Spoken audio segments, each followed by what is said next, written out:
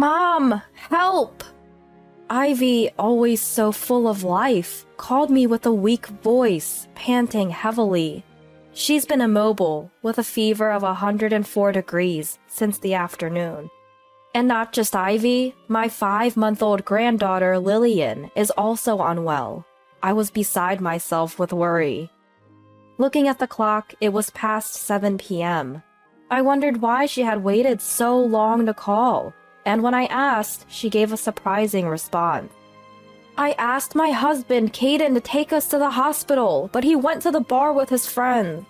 What? You should have called an ambulance before calling me. Hello, Ivy? Can you hear me? The call suddenly dropped. Worried, I rushed to my car and drove to Ivy's house. It's an hour's drive to her place, and all I could do was hope she was okay. I'm Ariana, 55 years old. My daughter Ivy, 28, married Caden 2 years ago. She just gave birth to Lillian 5 months ago. I raised Ivy in a fatherless family after my husband passed away when she was young. We didn't live in luxury, but Ivy has always been tolerant and hardly ever complains. The fact that she called me for help means she must be really sick. What worried me the most was that she stopped responding during the call. An hour later, I arrived at Ivy's house. Using the spare key I had, I entered and found Ivy and Lillian collapsed, breathing heavily and listlessly. Ivy, it's me! Can you hear me? She barely responded with the, yeah, but then could only groan. Ivy's body was burning up, her lips dry. Seeing her mobile phone was dead, I realized why our call was cut off. I'm going to get you to the hospital right away. I called for an ambulance immediately, and soon after, they disappeared into the treatment room. After a while, the doctor came over to where I was waiting in the hallway. Ivy and Lillian are pretty weak. They're starting to develop complications, and if the fever doesn't go down, it could be tough. You should prepare yourself for the worst. The doctor's words were so shocking that I just stood there, stunned, tears streaming down my face. I hurried to charge Ivy's mobile phone and call Caden, but not even a ringtone sounded. No matter how many times I tried, it wouldn't even go to voicemail, leaving me unable to leave a message and just growing more frustrated. How could you just ignore the two of them when they're sick? I kept trying to call every hour, but there was no connection, and the next day arrived. Thinking that Caden would call back as soon as he saw the missed calls, I put Ivy's phone in my bag and waited. Finally, in the afternoon, I got a call from Caden. Hey, Ivy! Where'd you go? I'm home. Get back here and make dinner. I've been waiting for your call. Why didn't you get in touch sooner? Huh? Is that you, Ariana? When I confirmed it was me, Caden's voice, momentarily puzzled, then rough, demanded, What's up? Put Ivy on the line. I can't do that. I'm sorry to say they both passed away. They're gone? Yes. That's great. Instead of the sorrow I expected, Caden's response was shockingly inappropriate. Really, that's just perfect. Your wife and daughter have left this world. What's so funny? Caden's gleeful exclamation at my trembling words filled me with rage. Yet, in response to my question, he blurted out something utterly surprising. Well, you see, ever since we had a kid, Ivy's been so annoying whenever I wanted to go out. Ugh, what a relief. How can you say something so terrible? Caden's cruel words kept coming, cutting deep. She looked sick yesterday, so I ignored her on purpose. What did you say? If I did, she might not make it, right? That's why I went to the bar, intentionally. Caden spoke with such casualness, it was as if he had no heart at all. As I stood there speechless, he continued with more unbelievable statements. The apartment in Ivy's name? It's all mine now. Oh, and that's not all. I get the savings and the life insurance money. Now I can meet any girl I want openly. Awesome. What a despicable person. My head was pounding, and if Caden were here, I'd want to knock him out. I clenched my back teeth and my fist hard to contain my anger. My throat was choked up. No words could come out. When the funeral's ready, let me know. I'll be the chief mourner. Gotta keep up appearances, you know. Having said that, Caden hung up the phone. I was so shocked I couldn't stop my hands from shaking. I found myself sitting down right where I was.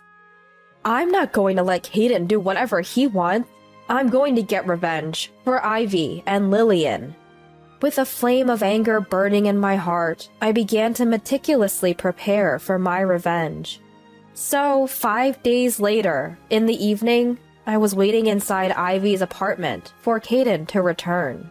In the meantime, Caden had the nerve to say, "I'm going on a trip with my girlfriend, so can we have the funeral this weekend?"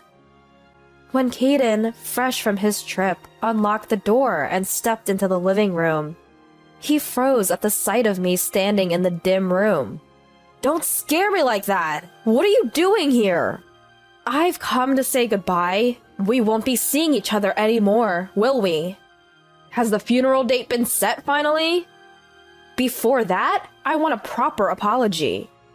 I handed him an album with pictures of Ivy and Lillian smiling, and to my disbelief, he said, "Cut it out, that's creepy," and threw it on the floor. Not only that, but he kicked it aside, as if it were a nuisance. Seeing Caden's cruel behavior made my anger boil over. And just as I was about to shout, "Enough!" a baby's cry filled the room. Instantly, Caden's arrogant demeanor melted away, replaced by shock. Then he turned deathly pale. "What's that sound?" "What sound?" "The sound of a baby crying?" "It must be Lillian, then." My words sent him into a frantic look around, clearly losing his composure. As if to further torment him, the baby's cry grew louder and louder. Caden finally covered his ears, pleading, "Stop it! Please, stop!" Then, in the next moment, pointing to a room in the back, he trembled violently. "Ah! There's a ghost!" Seeing Ivy come out of the darkness, holding Lillian, Caden began to cross himself and pray feverishly. As Ivy, with a face full of anger, and Lillian crying, slowly approached, he begged, "Please go to heaven! I apologize for not saving you! Just disappear!" Shaking violently, Caden collapsed to the floor, crawling. Why won't you disappear?" "You must have a grudge against you. Maybe it's because of this?" I slammed a photo of Caden and his mistress happily together on the table. "Why is this here?" Caden's hands shook violently. "You said when Ivy and Lillian died, you were happy to see your lover, remember? I took this as evidence." "No way. That's why Ivy is angry." "I'm sorry for cheating. Please forgive me." "You admit it. Then you'll divorce Ivy. And as compensation for the adultery, you'll sign this pledge to pay $20,000 in the divorce settlement."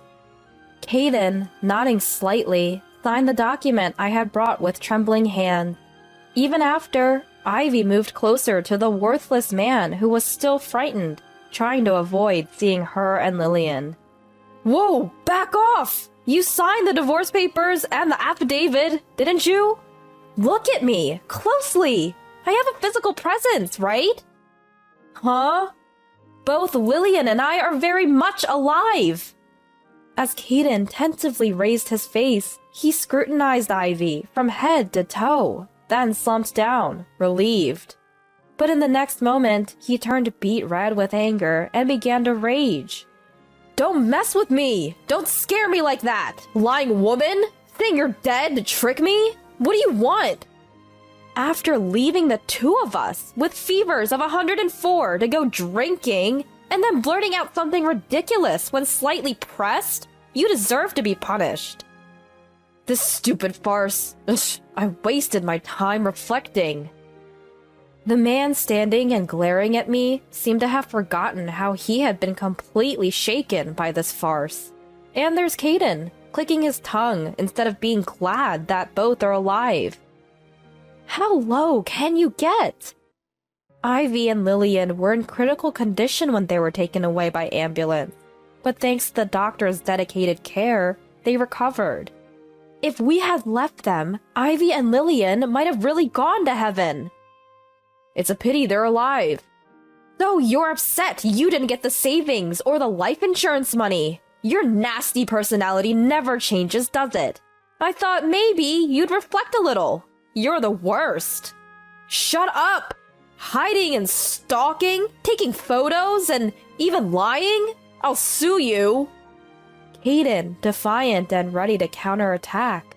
Expecting this, I told him, "We're the ones who'll be suing. I knew you'd make a scene like that, so I've recorded all of our conversations." Huh? Now we have perfect evidence. Damn it. Caden, unable to argue back, bit his lip in frustration. Then, as promised, you'll pay the $20,000 in compensation in the divorce case. Just take it out of the property division.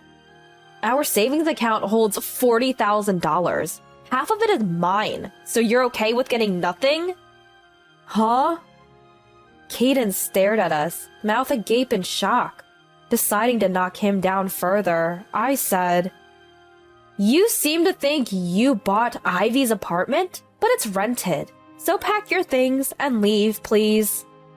Ugh, forget it. I'll live with my mistress. Scratching his head frantically, Caden began calling his mistress right before our eyes, but she wouldn't pick up no matter how many times it rang. Strange, I haven't heard from her since yesterday. I could hardly suppress my laughter as I informed him. Well, you shouldn't be surprised. I filed for damages due to infidelity. Don't do stuff without my permission. She's just as responsible. It's only fair. She even said, "I'll break it off immediately," when you called, so I doubt she'll be in touch again.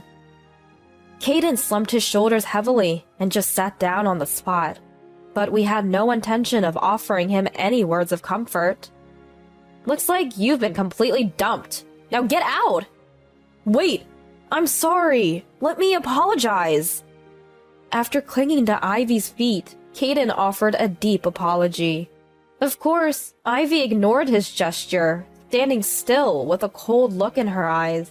Then, standing up, Caden took Ivy's hand, begging repeatedly, "Please, call off the divorce!"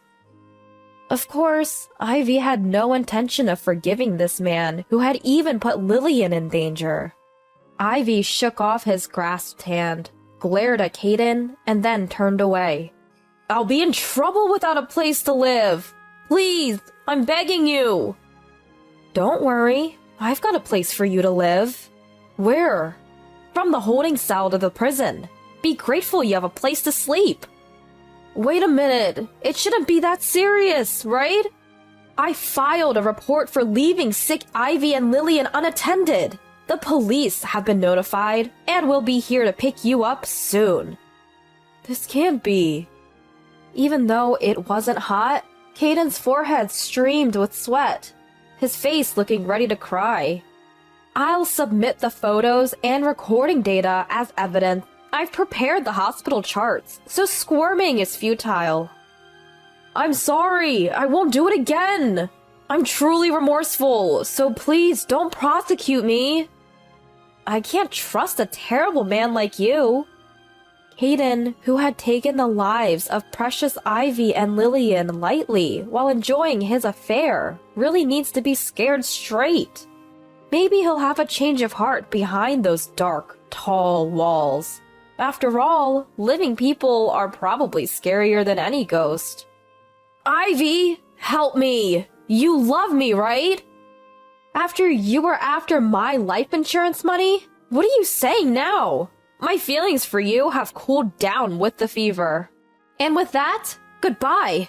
Don't ever show your face to us again. Once again, Caden couldn't stand and was immobile on the spot until the arriving police scooped him under the arms and put him into the patrol car. We will probably never see Caden again. Ivy and I moved out of the apartment and immediately filed the divorce papers, receiving $20,000 as compensation in the divorce settlement. Caden's crime seems to be quite serious, and it looks like it'll be hard for him to step out of prison for a while. Ivy and Lillian are living with me at my house now. The baby is growing up fast and can now stand while holding on to something. She might start walking soon. Despite everything, I'm happy to be able to witness Lillian's growth with Ivy. Having reclaimed our peaceful daily lives, we spend every day smiling.